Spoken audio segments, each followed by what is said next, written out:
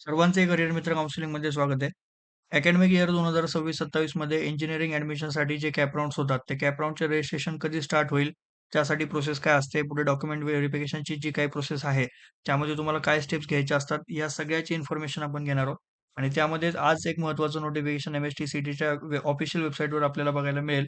ज्यामध्ये इथे तुम्ही खाली आल्यानंतर all courses under technical education यामध्ये जो सब्जेक्ट आहे इन्स्ट्रक्शन्स फॉर इन्स्टिट्यूट्स ओन्ली त्यामध्ये registration process to apply scrutiny centre for CAP rounds is started for 2026-27.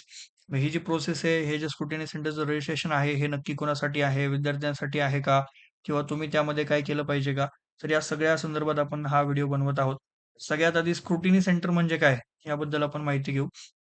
तुम्ही जेव्हा कॅप राउंडसाठी रजिस्ट्रेशन कराल, त्यामध्ये जेव्हा तुम्ही डॉक्युमेंट जे काही असतील तुमच्या कॅटेगरीचे वगैरे ते तुम्ही जेव्हा अपलोड कराल, तर त्यासाठी तुम्हाला व्हेरिफिकेशन करायचं असतं त्या डॉक्युमेंटचं आणि ते व्हेरिफिकेशन करण्यासाठी जेवढे स्क्रुटिनी सेंटर आहेत, म्हणजेच इंजिनिअरिंग कॉलेजेसमध्ये तुम्हाला जाऊन हे डॉक्युमेंट तुम्हाला व्हेरिफाय करायचे असतात. मग ते डॉक्युमेंट व्हेरिफाय करण्यासाठी जे इंजिनिअरिंग सेंटर आहेत, त्याला आपण स्क्रुटिनी सेंटर म्हणतो. मग ज्या इंजिनिअरिंग कॉलेजेसला या स्क्रुटिनी सेंटरमध्ये पार्टिसिपेट म्हणजे स्क्रुटिनी सेंटर बनण्यासाठी जे पार्टिसिपेट करायचं असेल, तर त्यासाठी हे जे रजिस्ट्रेशन प्रोसेस आहे ती स्टार्ट झालेली आहे. मग ही रजिस्ट्रेशन प्रोसेस कोणासाठी आहे? तर ही फक्त कॉलेजेससाठी रजिस्ट्रेशन प्रोसेस आहे. विद्यार्थ्यांचा याच्याशी काहीही संबंध नाहीये. इथे जर आपण हे बघितलं, तर इथे क्लिअरली दिलेलं आहे, scrutiny centre registration for academic year 2026-27. इथे लॉगिन आयडी, पासवर्ड सगळं कॉलेजेसचं आहे. तुमचा इथे काहीही संबंध नाही. तुमचा म्हणजे विद्यार्थ्यांचा. तर हे हे सगळं रजिस्ट्रेशन झाल्यानंतर पुढे काय होणार आहे? तर स्क्रुटिनी सेंटरची एक लिस्ट येते, की कुठले-कुठले कॉलेजेस स्क्रुटिनी सेंटरसाठी अवेलेबल आहेत. मग जर मागच्या वर्षी जर तुम्हाला बघायचं असेल, तर एफ-ई 2025 हे जे पोर्टल आहे एम-एस-टी-सी-टीचं, तर त्यामध्ये लेफ्ट साइडला खाली आल्यानंतर इथे तुम्हाला दिसेल स्क्रुटिनी सेंटर लिस्ट. ही जी लिस्ट तुम्हाला दिसते, हे प्रत्येक जेवढे इंजिनिअरिंग कॉलेज आहेत, जे स्क्रुटिनी सेंटरसाठी ॲप्लिकेबल होते मागच्या वर्षी, त्याची ही लिस्ट आहे. जवळ-जवळ 335 कॉलेजेस होते इंजिनिअरिंगचे पूर्ण महाराष्ट्रभर, जे स्क्रुटिनी सेंटरसाठी ॲप्लिकेबल होते. त्यामध्ये तिथे असणारे जेवढे प्रोफेसर्स आहेत किंवा तिथं जो कोऑर्डिनेटर असेल, त्याचा नंबर तुम्हाला इथे वेबसाईटला शो केला जाईल.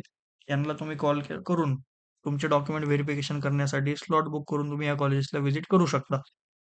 जवळ-जवळ एक 8 ते 10 दिवसाचा हा वेळ असतो. आता तुमचं रजिस्ट्रेशन म्हणजे विद्यार्थ्यांचं रजिस्ट्रेशन कधी स्टार्ट होणार आहे, तर मागच्या वर्षीचं जर आपण टाईम टेबल बघितलं, तर त्या टाईम टेबलनुसार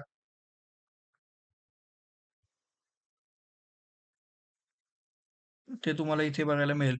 28 जूनपासून मागच्या वर्षी रजिस्ट्रेशन सुरू झालेलं होतं आणि ते 14 जुलैपर्यंत चालू होतं. आणि जे व्हेरिफिकेशनची जी प्रोसेस आहे, ती सायमल्टेनियसली 30 तारखेपासून ते 15 जुलैपर्यंत ती चालू होते. तर याच्याच आसपास यावर्षी सुद्धा असेल. यावर्षी 2 अटेम्प्ट झाल्यामुळे थोडीशी प्रोसेस एक 5-6 दिवस पुढे मागे होऊ शकते. पण याच डेटच्या आसपास तुमचं देखील रजिस्ट्रेशन सुरू होणार आहे. ठीक आहे. ऑनलाईन आणि ऑफलाईन मोड दोन्ही प्रकारचे मोड असतात. ऑनलाईन मोडमध्ये तुमचे जे काही डॉक्युमेंट आहेत, ते तुम्ही ऑनलाईन अपलोड करता तुमच्या तुमच्या लॉगिनवरून आणि ते जवळ-जवळ 1 3 ते 4 दिवसात व्हेरिफाय होऊन येतात. आणि जे फिजिकल स्क्रुटिनी मोड आहे, त्यामध्ये तुम्हाला एखादं स्क्रुटिनी सेंटर आहे, जे मी आत्ता लिस्ट दिली, तर त्यामधलं एखादं कॉलेज तुम्हाला सिलेक्ट करून त्या कॉलेजेसमध्ये जाऊन व्हेरिफिकेशन करून घ्यायचं असतं. ठीक आहे. अशी ही प्रोसेस असणार आहे. त्यानंतर जर तुम्हाला एम-एस-टी-सी-टीची कॉलेज लिस्ट हवी असेल, इंजिनिअरिंग कॉलेजेसची जर तुम्हाला पर्सनल काउन्सिलिंग हवी असेल, तर आपली पर्सनल काउन्सिलिंगची बॅच स्टार्ट झालेली आहे. या पर्सनल काउन्सिलिंगच्या बॅचमध्ये तुम्हाला महाराष्ट्रातल्या सगळ्या 364 किंवा जे काही आता कॉलेजेस ॲड ऑन होतील यावर्षी, ते सगळ्या कॉलेजेसचा इनटेक असेल, त्यामधलं तिथे वेगवेगळ्या ब्रांचेस असतील, त्यांचा सिलेबस असेल, त्याचा कॉलेजचा टाइप असेल, ऑटोनॉमस असेल, नॉन ऑटोनॉमस असेल, गव्हर्नमेंट असेल, सगळ्या प्रकारची तुम्हाला माहिती कॉलेजेसची आपल्या काउन्सिलिंगमध्ये मिळणार आहे. इथं तुम्ही समोर बघताय, ही जी लिस्ट आहे, ही मागच्या वर्षीची 364 कॉलेजेसची लिस्ट होती. आता ही थोडीफार अपडेट होऊन यावर्षी देखील आपण देणार आहोत. तर त्यामध्ये तुम्ही इथे बघू शकता, प्रत्येक कॉलेजचा ॲड्रेस आहे, तिथे कुठले मायनॉरिटी कोटा आहे का, इन्स्टिट्यूट लेव्हल कोटा आहे का, तिथले टोटल ब्रांचचा इंटेक किती आहे, ती ब्रांच त्या कॉलेजमध्ये कधी स्टार्ट झाली, एवढा डिटेलमध्ये एनालिसिस करून आपण ही लिस्ट बनवत असतो. या व्यतिरिक्त तुमचे जे काही पर्संटाइल असतील, जी काही कॅटेगरी असेल, त्यानुसार पर्सनल काउन्सिलिंगमध्ये तुमची पर्सनल कॉलेज लिस्ट सुद्धा आपण बनवतो, जी तुम्हाला डायरेक्टली कॅप राउंडमध्ये अपलोड करायची असते. मग त्यामध्ये प्रत्येक कॉलेजची प्लेसमेंट असेल, एव्हरेज पॅकेज असेल, मीडियन पॅकेज असेल, सगळ्या प्रकारची माहिती आपण त्यामध्ये प्रोव्हाईड करतो.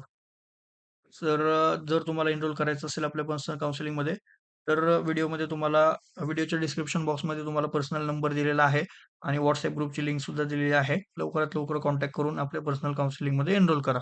Thank you for watching this video.